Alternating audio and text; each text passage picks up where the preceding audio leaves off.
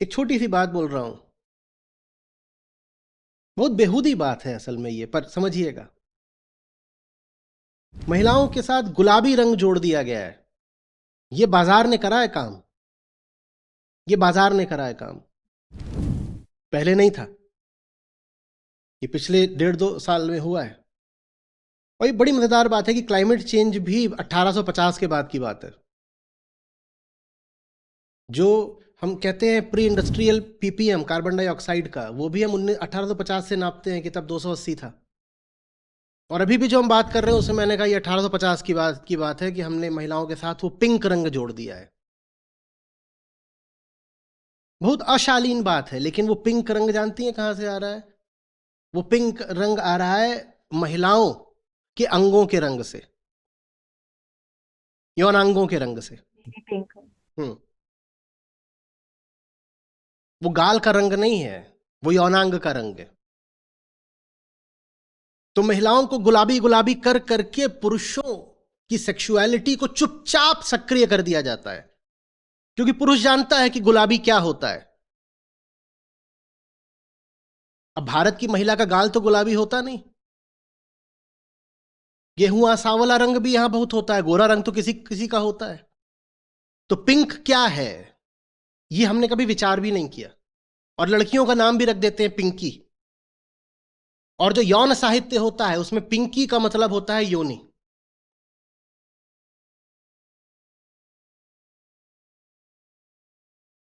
जो baby photo shoots होते हैं आचार्य जी, उसमें भी लड़कियों पे पिंक कलर पूरा। पूरा पिंक कलर कर देते हैं, बिल्कुल। और हम समझते भी नहीं है क्या है। फोटो शूट्स कर रहे हैं। हम समझते भी नहीं है क्या, और फिर हम ये भी नहीं समझ में आता कि 2 साल की लड़कियों का क्यों हो रहा है। तुम उसे पूरा पिंक पिंक दिखाओगे तो पुरुष की वासना तो जागृत होगी ही ना। और पुरुष को पता भी नहीं है कि वासना उसकी क्यों जागृत हो रही है, पर बाजार ने ये काम कर डाला।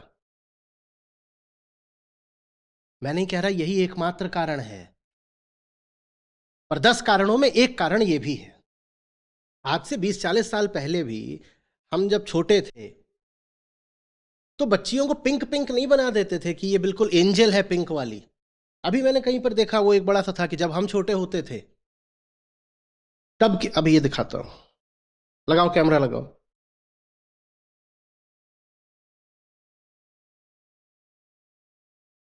ये आज के बच्चे पैदा होते हैं तो उनकी फोटोग्राफी होती है तो ऐसी होती है। तो वही मैं कह रही थी आपसे। हाँ। अभी इसके आगे जो दिखाऊंगा उसमें आपको आएगा कुछ मजा, कैसे करूं कि सही है। इसमें आपको कौन सा रंग दिखाई दे रहा है? पिंक। दिख रहा है? ये बच्चा है, इसको क्या कर दिया गया है? इस बच्चे को भी सेक्सुअलाइज कर दिया गया है, पर ये बात बहुत लोग मानेंगे नहीं क्योंकि सुनने में गंदी बात लगती है। इस बच्चे को भी सेक्सुअलाइज किया गया है। जी सर। और फिर इसी में था कि जब हम छोटे थे तब हमारी फोटोग्राफी कैसी होती थी? ऐसी।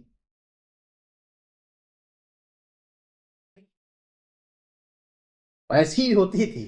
ये जैसी भी है, ठीक है, थोड़ी हास्यप्रद है, लेकिन कम से कम हमें सेक्सुअलाइज तो नहीं किया गया था। डिस्क्रिमिनेशन नहीं है। हाँ, इसमें कम से कम हमें सेक्सुअलाइज तो नहीं किया गया है ना।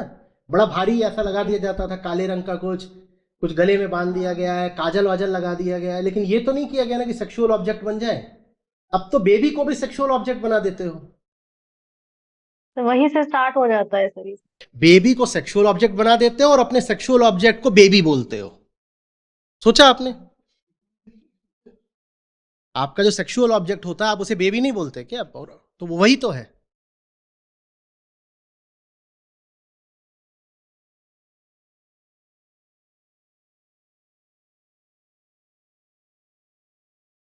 अब एक मजेदार बात बताता हूं।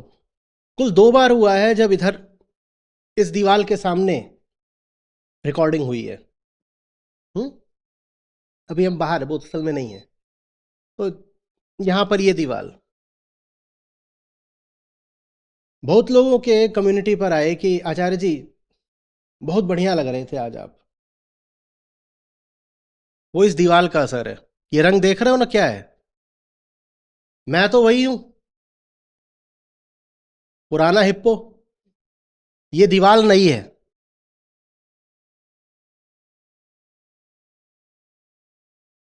पिंक है, बिल्कुल गुलबिया गए आचार्य जी।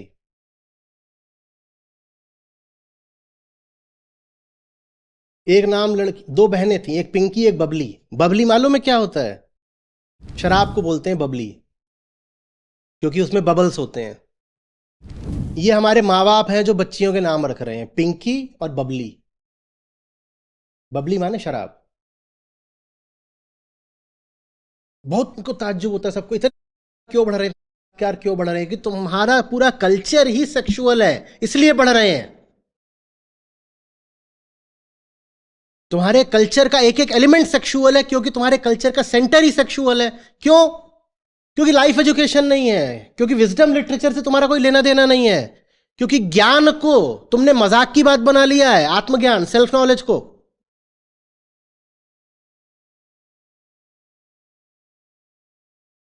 अगर कोई स्पिरिचुअल नहीं है तो ये नहीं बोलोगे कि स्पिरिचुअल नहीं है पर नॉर्मल है। जो स्पिरिचुअल नहीं है उसके पास और कोई विकल्प नहीं होगा सेक्सुअल होने के अलावा। या तो आप आध्यात्मिक होगे, नहीं तो प्राकृतिक होगे। यही दो चीजें होती हैं, या तो आध्यात्मिक होगे नहीं तो प्राकृतिक होगे। आध्यात्मिक माने वाइज और प्राकृतिक माने सेक्सुअल। अगर आप वाइज नहीं हो तो सेक्सुअल होगे, बीच में कोई और रास्ता नहीं है, बस यही दो विकल्प हैं।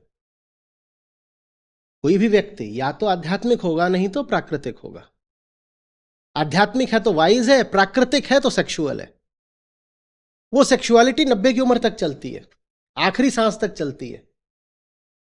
दादी हाय हाय कर रही है, अरे पोते का मुंह दिखा दे तभी मरूंगी। तुम्हें दिख नहीं रहा ये क्या है? ये भी सेक्सुअलिटी ही है। दादी के भीतर से प्रकृति चिल्ला रही है सेक्स सेक्स सेक्स। दादी खुद नहीं कर सकती तो लगी हुई है कि कोई और कर दे।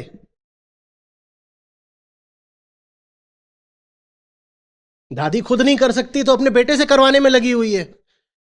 Vicarious sex, second handed sex.